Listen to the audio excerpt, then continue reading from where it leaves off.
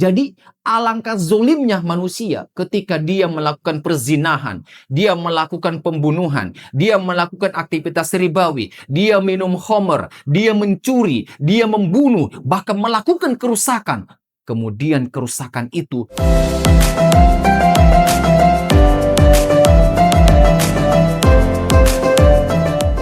Bismillahirrahmanirrahim. Assalamualaikum warahmatullahi wabarakatuh. Alhamdulillahirrabbilalamin. Wassalatu wassalamu ala asrafil anbiya wal mursalin Sayyidina Muhammadin wa imamil muttaqin wa ala alihi wa ashabihi wa man da'a bida'watihi wal tazama bitariqatihi wa tarassama khutahu wa ja'ala al-aqidatal islamiyatan asasan li fikratihi wal ahkam syar'iyyatan miqyasan li amalihi wa masdara li ahkamihi wa ba'du. Teman-teman yang salat dirahmati dan dimuliakan oleh Allah Subhanahu wa taala. Untuk tema pada kesempatan ini adalah sangat spesial. Apa itu? Pembahasan berkaitan dengan kekeliruan memahami masalah takdir. Banyak orang di luar sana itu memahami takdir itu keliru, sehingga efeknya pun juga itu sangat luar biasa, jamaah sekalian, teman-teman. Salah satu kesalahan dalam memahami takdir adalah ada kaum muslimin yang menganggap bahwa segala sesuatunya di dunia ini itu sudah ditakdirkan oleh Allah Subhanahu wa taala. Sehingga dia walaupun dia melakukan maksiat, walaupun dia melakukan kesalahan itu selalu disandarkan kepada Allah Subhanahu wa taala. Benarkah demikian? Mari kita dudukkan pembahasan terkait dengan pembahasan masalah takdir ini. Takdir atau ilmu Allah Subhanahu wa taala itu adalah Allah Subhanahu wa taala memang betul Maha mengetahui perkara sebelum kejadian, pada saat kejadian, dan setelah kejadian. Bahkan segala sesuatu yang kita lakukan di dunia ini, mulai dari bangun tidur sampai tidur kembali, bahkan mulai kita lahir ke dunia ini sampai kita pulang menghadap Allah, semua itu sudah diketahui oleh Allah, bahkan sudah tertulis di Lauhul Mahfuz, catatan ilmu Allah Subhanahu wa taala. Yang menarik kemudian adalah bagaimana mendudukkan pembahasan masalah takdir ini. Baik, begini cara mendudukannya teman-teman sekalian. Di dalam kehidupan kita, manusia itu hidup di dalam dua lingkaran. Ada lingkaran yang manusia kuasai dan ada lingkaran yang menguasai manusia. Pada lingkaran yang menguasai manusia, di sini manusia tidak punya andil. Manusia terpaksa, manusia tidak bebas memilih. Contoh, manusia lahir ke dunia ini dengan jenis kelamin, ada yang laki-laki, ada yang perempuan, ada yang lahir di Indonesia, ada yang lahir di luar Indonesia. Punya mata yang bisa melihat, punya telinga yang bisa mendengar, punya akal yang bisa berpikir. Semua itu bukanlah pilihan kita. Dengan kata lain, itu adalah ditentukan oleh Allah Subhanahu wa taala. Sehingga pada wilayah ini Allah Subhanahu wa taala hanya meminta kepada kita dua hal. Apa itu? Bersyukur dan bersabar. Maksudnya bersyukur bagaimana? Ketika Allah Subhanahu wa taala menakdirkan kita lahir ke dunia ini dengan jenis kelamin laki-laki atau perempuan, punya mata yang melihat, punya telinga yang mendengar, punya akal yang bisa berpikir, maka harusnya kita bersyukur. Kalaupun misalnya di antara semua pemberian Allah ini ada sesuatu yang tidak berkenan di hati kita, maka bersabar. Insya Allah dengan kedua syukur dan sabar itu akan bernilai pahala di hadapan Allah Subhanahu wa taala. Itu lingkaran yang pertama. Lingkaran yang pertama ini tidak akan dihisap, tidak akan dimintai pertanggungjawaban karena Allah tahu bahwa itu bukanlah perbuatan kita, bukanlah kehendak kita. Sehingga sekali lagi cukup bersabar dan cukup bersyukur. Kita pindah ke lingkaran yang kedua, yaitu lingkaran yang manusia kuasai. Pada lingkaran yang kedua ini, manusia punya andil, manusia tidak dipaksa, manusia melakukan perbuatannya atas dasar pilihannya sendiri. Contoh, ketika Allah Subhanahu wa taala memberikan kepada manusia telinga, kemudian pada telinga Allah memberikan khosiat, kemampuan bisa dipakai mendengar.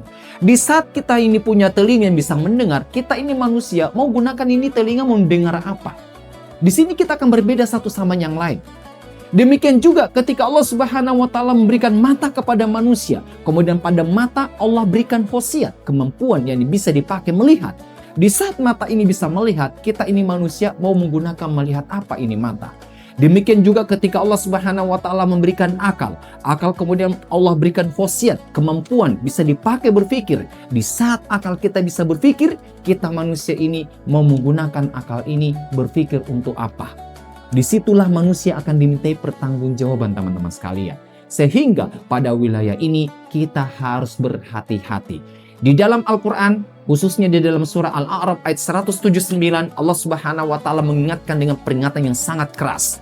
Walaqad zara'na li jahannama katsiran minal jinni wal ins lahum qulubun la yafqahuna biha wa lahum a'yunun la yubsiruna biha wa lahum azanun la yasma'una biha ulaika kal an'am bal hum adall ulaika humul ghafilun. Kami jadikan isi daripada penghuni neraka jahanam itu kebanyakan adalah bangsa jin dan manusia. Kenapa bisa? Allah mengatakan lahum qulubun la yafqahuna biha. Manusia dan jin punya akal, akalnya bisa berpikir, tapi akalnya kata Allah tidak dipakai untuk memahami ayat-ayat Allah. Manusia dan jin punya telinga, telinganya bisa mendengar, tapi telinganya kata Allah tidak dipakai mendengarkan ayat-ayat Allah. Manusia dan jin punya mata, matanya bisa melihat, namun matanya tidak pernah dipakai melihat tanda-tanda kebesaran Allah. Ulaika kal an'am, mereka itu seperti binatang, balhum adol, bahkan lebih sesat daripada binatang. Dari surah ini, dari ayat ini memberikan pelajaran kepada kita bahwa pemanfaatan khosiat itu adalah ranah kehidupan manusia.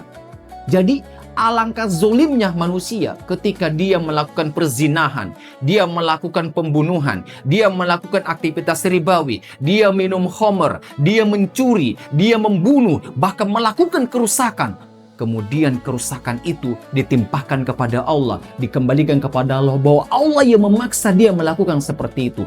Itu adalah kelancangan yang luar biasa kepada Allah Subhanahu wa taala. Padahal Allah tidak pernah memaksa kita jadi penzina. Allah tidak pernah memaksa kita jadi peminum khamar. Allah tidak pernah memaksa kita untuk pelaku riba. Allah tidak pernah memaksa kita untuk membunuh. Allah tidak pernah memaksa kita untuk menghalalkan apa yang Allah haramkan dan mengharamkan apa yang dihalalkan oleh Allah. Terkait dengan menghalalkan apa yang Allah haramkan, mengharamkan apa yang Allah halalkan, itu bisa kita pilih teman-teman sekalian.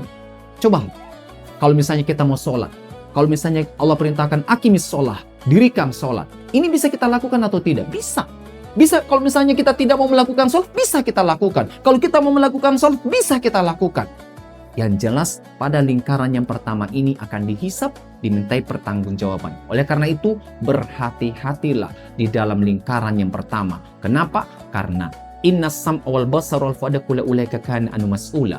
Pendengaran, penglihatan, akal pikir, semua akan dimintai pertanggungjawaban. Allah Subhanahu wa taala akan bertanya, "Hei si fulan, kenapa kamu menghalalkan riba? Hei si fulan, kenapa kamu mendirikan pabrik khamar? Kenapa kamu minum khamar? Hei si fulan, kenapa kamu mendekati zina, bahkan mendirikan tempat berzina?" Allah akan bertanya, "Kenapa riba kamu jadikan sebagai dasar ekonomi? Hei si fulan, kenapa pendidikanmu menggunakan asas sekularisme? Hei si fulan, kenapa pemerintahanmu tidak menggunakan sistem Islam?" Semua akan dihisap oleh Allah Subhanahu wa taala. Oleh karena itu, sekali lagi teman-teman sekalian, pada lingkaran yang kedua ini berhati-hatilah menentukan sikap, karena pilihan kita menentukan nasib kita di yaumil hisab, menentukan surga nerakanya kita. Mudah-mudahan ada manfaatnya teman-teman sekalian.